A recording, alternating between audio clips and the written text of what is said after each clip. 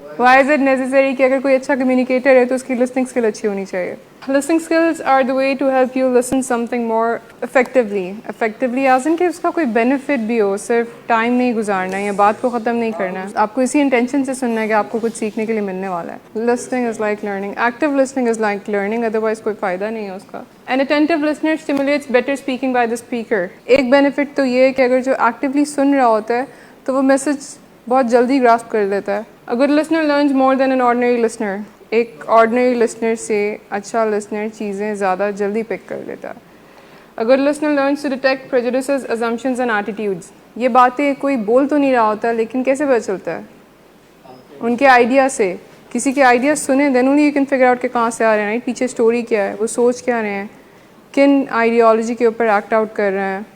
As in कभी किसी की बात सुन के ऐसे पता चला कि गुस्से में ही है, और क्या पता चलता है किसी को अच्छे से सुन के? हियरिंग और लिसनिंग का जो फ़र्क है, जो एक यूजुअल लिसनर है ना वो सिर्फ सुनता है। इसकी एग्जांपल ये हो सकती है कि लोग अक्सर बात सुन रहे होते हैं बट डिस्ट्रैक्टेड होते हैं। इसके बारे में पता कैसे चलेगा कि कोई डिस्ट्रैक्टेड है? जैसे आप बात कर रहे हैं और बीच में मैं किसी और से बात करना शुरू कर दूँ, या आपसे बात करते हुए मेरा ध्यान कहीं और है, मैं देख ही कहीं और रही हूँ, आपसे बात करते हुए मैं आपको कट कर रही हूँ। अच्छा, अगर आप बात कर रहे हैं और मैं कॉन्टीन्यूसली जवाब दी जा रही हूँ तो इसका मतलब ये नहीं कि मैं अच्छे से सुन रही हूँ आपको। इसका मतलब बस ये है कि बहुत ज़्यादा थॉट्स हैं मेरे माइंड में और मैं आपको बता रही हूँ, तो आपकी बात समझने की इंटेंशन से नहीं सुन रही हूँ, मैं आपके साथ एम्पैथाइज़ नहीं कर रही हूँ। जैसे अगर आप एक वर्ड कह रहे हैं और मैं पूरा सेंटेंस या स्टोरी सुना रही हूँ उसके बाद कि अच्छा ऐसा मेरे साथ भी हुआ है, तो फिर एक्टिव लिसनिंग तो नहीं हुई वो, राइट? बेनिफिट्स तो we are going through it. Communication is not complete without effective listening. ये जो बार बार लगता है ना कि कोई टॉपिक है जो सॉर्ट आउट नहीं होता, डिफ़िकल्ट टॉपिक है बात करने के लिए, लेकिन मल्टीपल टाइम उसी टॉपिक के ऊपर बात करनी पड़ती है। इसकी एग्जांपल क्या हो सकती है? नंबर ऑफ़ डेज से रिलेटेड कोई एग्जांपल हो सकती है? जैसे आप मीटिंग से पहले ये डिसाइड करो कि मैंने कहना है कि नहीं 100 डेज़ बहुत मुश्किल है, 100 डेज़ नहीं रहना, तो सामने वाला जो भी आपको रीज़न दे रहा है या बात समझाने की कोशिश कर रहा है तो आप सुनोगे तो नहीं। जाहिर साहब अगर कोई पेशेंट ये परसीव करके बैठा हुआ है कि मैंने इनको बताना है मेरे साथ मसला नहीं है ड्रग्स का, इतना इंटेंस कोई केस है नहीं मेरा 100 डेज़ का, तो जब फैमिली आके बताएगी भी रीजंस तो आप सुनोगे? आप तो बस अपना आइडिया प्रेजेंट करोगे, राइट? कि किसी तरह से बात कन्वे हो जाए। 4 किस्म की लिसनिंग है: discriminative listening, pretence listening, selective listening, attentive active listening. Discriminative listening, it involves identifying the difference between various sounds. It also enables one to differentiate between familiar and unfamiliar language. The fact जो हमें help करता है किसी की आवाज़ पहचानने में, एक ये किस रेफरेंस में बात हो रही है, बस ग्रास्प करने के लिए आइडिया, जब आप बात सुन रहे हो तो फिगर आउट करने के लिए कि किस इशू के ऊपर बात हो रही है। Do you get it? कोई कितना सीरियस है, कितनी नॉन सीरियस ये कन्वर्सेशन है।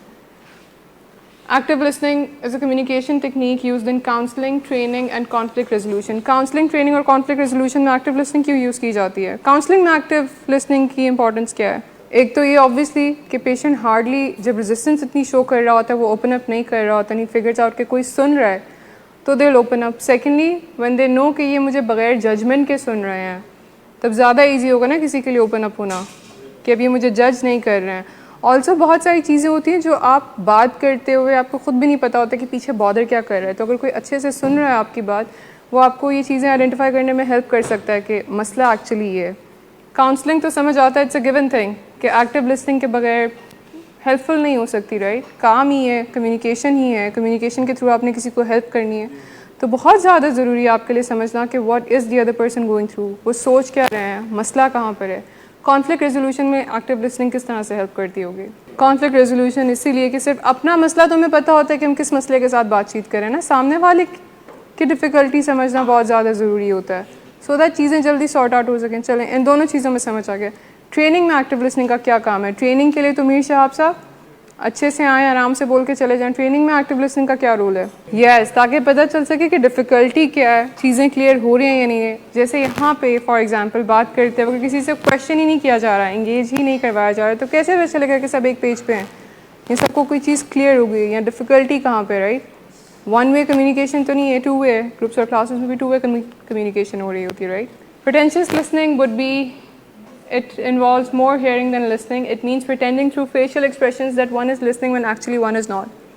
इसकी एग्जांपल क्या है? सर हिलाना, पर बात ना सुनना, पूछना कैसे हो, बॉडी जेस्चर, पूछ लेना कैसे हो, जब सामने वाला जवाब दे रहा है तो बस वेट करना कि कब ख़त्म होगा और मैं जाऊँ यहाँ से। हाँ में हाँ मिलाना, जान छुड़वाना कि मैंने सुन ली ये बात, जैसे कि कोई मना कर रहा है किसी काम से, कह देना कि यस ऐसा ही है, बट एक्चुअली आप बस जैसे आपने बात ना माननी हो लेकिन आप एग्री कर लो यस।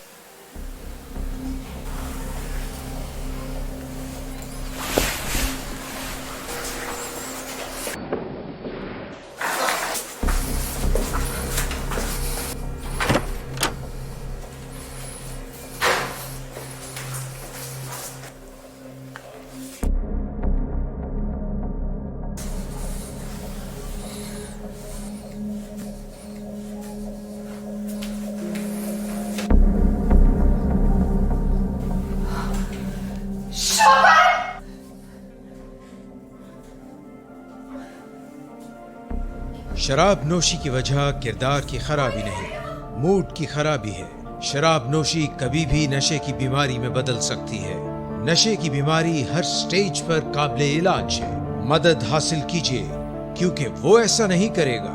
विलिंग वेज से मदद हासिल कीजिए, कहीं से भी मदद हासिल कीजिए, लेकिन फौरी मदद हासिल कीजिए। जिस मुआवजे के इंतजार में आपने बहुत देर कर दी, अब वो दस्तक दे रहा है। मदद हासिल कीजिए, मदद हासिल कीजिए, मदद हासिल कीजिए। सिलेक्टिव लिसनिंग वुड बी कि जहाँ पर आप सिलेक्ट करके कोई इन्फॉर्मेशन पिक करते हो, जहाँ पे जैसे कन्वर्सेशंस में जब कोई एक बात पिक कर लेते हो ना कि इसने बहुत रूडली बात की है, ये एक बात मुझे फलां की अच्छी नहीं लगी, या ये इसने मुझे टॉन्ट मारा है, तो आप उसी चीज़ पे अटेंशन देते हो जो बात आप सुनना चाह रहे हो। पीछे रीज़न नहीं देखना, ज़्यादा देर तक बात नहीं करनी, कॉन्टिन्यू नहीं करना, बस वो जो हम कट शॉर्ट करने की कोशिश करते हैं कि हाँ या ना में कोई जवाब दे दे। Selective listening would involve desired part of the message and ignoring the undesired part of the message.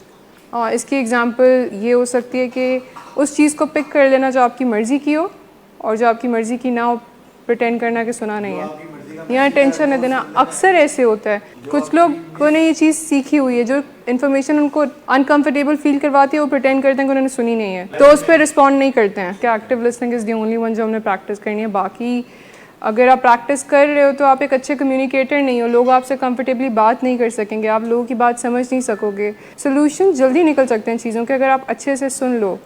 वो जो एक हैबिट भी है जो सॉर्ट ऑफ आज इसी के साथ कवर हो जाएगी, जिसकी वीडियो हमने देखी है अभी स्टार्ट में, 7 हैबिट्स में से एक है कि अपनी बात समझाने से पहले किसी की बात समझना बहुत ज़्यादा ज़रूरी है।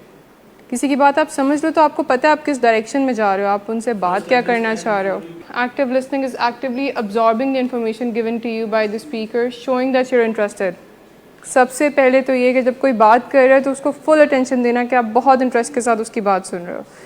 यहाँ पे आगे कोई स्पीकर बात कर रहा हो तो उसको कैसे बताएं कि हम इंटरेस्टेड हैं उसकी कन्वर्सेशन में। सवाल पूछ के और फीडबैक दे के, जल्दी में ना लग कर, स्पीकर के साथ नहीं, इन जनरली कोई आके आपसे बात करे तो ऐसे नहीं कि चल जल्दी ख़त्म करो। It can also include providing the speaker with feedback by asking relevant questions so the speaker knows the message is received. अच्छा, ये स्पीकर की बात होगी ना, अगर कोई स्टेज पर बात करे जनरली और कैसे कर सकते हैं, प्राइम करके और क्वेश्चन पूछ के उस टॉपिक से रिलेटेड उनकी फीलिंग्स को। जब किसी की फीलिंग्स को हम वैलिडेट कर देते हैं तो इट्स अ साइन कि अच्छा दे बीइंग हर्ड, हम उनको सुन रहे हैं, हम उनको समझ रहे हैं। किसी की फीलिंग्स को, किसी की डिफ़िकल्टी को वैलिडेट करके कि वाकई ये मुश्किल चीज़ है, या I know where you coming from. Interest show करना कि अच्छा टेल मी मोर, ऐसा क्यों है, रादर देन कि अच्छा ठीक है बहुत अफसोस हुआ, और बात चेंज कर लेना। जिन लोगों को नहीं आता ना एम्पैथाइज़ कैसे करना है, कोई अपने नेगेटिव इमोशन की बात करते हैं, अपने किसी ग्रीफ की बात करते हैं, तो हम कोशिश करते हैं कि इसको कट शॉर्ट करके ये हमें हेल्पफुल लगता है कि डाइवर्ट कर दें, किसी और टॉपिक पे बात करें, उस डिफ़िकल्ट कन्वर्सेशन को कंटिन्यू ना करें। बट हेल्पफुल कैसे नहीं होता ये, क्योंकि वो अगली बार आपसे ओपन अप होगा नहीं, दे वुड नो कि आपको इंटरेस्ट नहीं है, या फिर आप उस तरह से सुनोगे नहीं उनको जिस तरह से वो चाह रहे हैं कि आप सुनें। ये जो स्किल्स की हम बात कर रहे हैं ना, कि एक तो वो कि आपको जज नहीं करेगा बात सुनते हुए, पूरी अपॉर्चुनिटी देगा आपको बात करने की, गलत इंटेंशंस नहीं रखेगा आपकी तरफ, कोई अच्छी एडवाइस दे सकेगा at the end of it. या कभी कभी we need to pick people, for example कभी कभी कुछ चीज़ों के बारे में we just want to vent out, तो किसी ऐसे के पास जाना है कि जो अच्छे से सुन ले बट आगे कोई सजेशन ना दे। कभी कभी we want to figure out something, उस केस में then you can go to someone जो कि पूरी बात सुन, दोनों ही सिचुएशन में बात वो पूरी सुने आपकी, उसके बाद में वो आपको कुछ हेल्प कर दें या हेल्प कर दे आपको आइडेंटिफाई करने में। अक्सर ऐसे होता है कि हम कंप्लेन करते हैं किसी चीज़ के बारे में, और कंप्लेन करने के बाद हम रियलाइज़ करते हैं कि इतना इशू था भी नहीं जितना मैं कंप्लेन कर रहा था। इंस्टेंटली लाइट फील करते हो। कभी कभी कोई चीज़ बहुत मुश्किल लग रही होती है, जब किसी और को कहते हो तो बात करते हुए खुद सोल्यूशन निकाल देते हो। अच्छा, जो लिसनर होता है ना उसका काम हमेशा ये नहीं होता कि उसने हमें कोई सोल्यूशन देना है, उसका काम बस ये होता है कि उसने अपॉर्चुनिटी प्रोवाइड करनी है so that we can talk, so that we can speak it out loud. इससे काफ़ी सारी ऐसी कन्वर्सेशंस होती हैं जो हम किसी से नहीं कर सकते। सजेशन मिलती है कि लिख लिया करें, खुद से बात कर लें मिरर में देखकर। आई नो कुछ लोगों को फ़नी लगेगा बट ये चीज़ की जा सकती है। से इट आउट लाउड। बहुत सारे थॉट्स होते हैं, बहुत ट्रबलसम होते हैं, इसलिए अंदर रख रहे होते हैं, तो एक बार बोल देंगे ना तो चीज़ें आसान हो जाती हैं। किसी चीज़ का बोल देना कि ये टाइम बहुत मुश्किल है, ये चीज़ मेरे लिए बहुत मुश्किल है, इंस्टेंटली उस चीज़ को आसान कर देता है।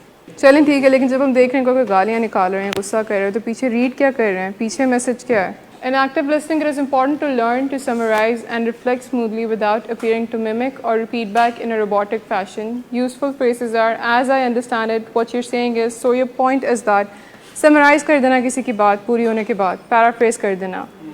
Again, it's a sign कि आपकी बात सुनी जा रही है, and यहाँ से we're on same page over here. अब इसके बाद continue की जा सकती है बात आगे.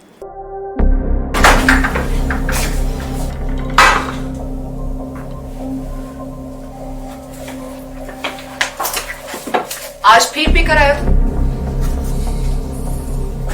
मेरा नहीं तो इन बच्चों का ही ख्याल कर लो। बंद करो तुम अपनी बकवास। लेकिन तुम अपनी घटियार को तो से बाज मत आना। तुम हो ही घटिया इंसान। तुम होती कौन हो मुझे रोकने वाली? तुम्हारे बाप के माल की पीता हूं क्या? शराब नोशी की वजह किरदार की खराबी नहीं, मूड की खराबी है। शराब नोशी कभी भी नशे की बीमारी में बदल सकती है। नशे की बीमारी हर स्टेज पर काबिले इलाज है। मदद हासिल कीजिए, क्योंकि वो ऐसा नहीं करेगा। विलिंग वेज से मदद हासिल कीजिए, कहीं से भी मदद हासिल कीजिए, लेकिन फौरी मदद हासिल कीजिए। जिस मुआवजे के इंतजार में आपने बहुत देर कर दी, अब वो दस्तक दे रहा है। मदद हासिल कीजिए, मदद हासिल कीजिए, मदद हासिल कीजिए।